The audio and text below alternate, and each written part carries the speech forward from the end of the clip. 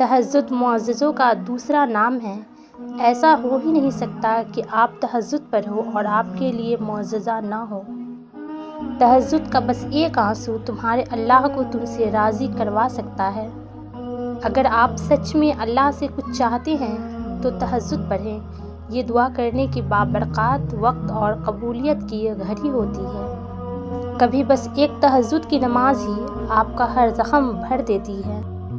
تہجد اپنے خالق کے ساتھ مضبوط ترین تعلق بنانے کا ذریعہ ہے۔ تہجد وہ امید ہے جو کبھی ٹوٹ نہیں سکتی بلکہ آپ کی امیدوں پر پورا اترتی ہے۔ سنو، میں نے دیکھا ہے، محسوس کیا ہے، تہجد میں اگر آپ اپنے اللہ سے چاند مانگو تو وہ پورا آسمان دیتا ہے۔ تہجد کی نماز اتنی خوبصورت ہوتی ہے کہ جس کے ہر سجدے میں اللہ نے قبولیت کا انعام رکھا ہے۔ وقت تہجد تڑپ کر مانگی ہوئی دعائیں اللہ کی کن کے لیے تب تک کھڑی رہتی ہے جب تک عطاؤں کا دروازہ کھل نہیں جاتا، کیونکہ جو خود بلاوا بھیجے وہ انتظار تو کروا سکتا ہے مگر خالی ہاتھ کبھی نہیں لوٹائے گا۔ اگر تمہاری دعائیں رد ہونی ہوتی تو تمہیں تہجد تک لایا ہی نہ جاتا۔ تہجد کے سجدوں میں تمہارا رونا ضائع نہیں جائے گا۔ انشاءاللہ وہ سب کچھ ملے گا جو تم چاہتے ہو، بس تم اپنے پیارے اللہ پر یقین رکھو۔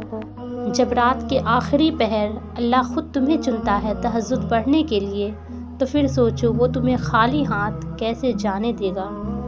تہجد وہ امید ہے جو کبھی ٹوٹ نہیں سکتی بلکہ آپ کی امیدوں پر پورا اترتی ہے۔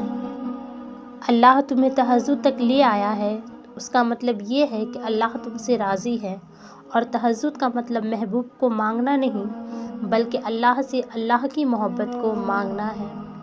وقت تہجد کا ہو اور کتنا پیارا منظر ہو، یہ تہجد پڑھنا ہر کسی کو نصیب نہیں ہوتا۔ جب سب کچھ اللہ کے حکم سے ہے تو تمہارا تہجد کے وقت اٹھ جانا بے وجہ کیسے ہو سکتا ہے؟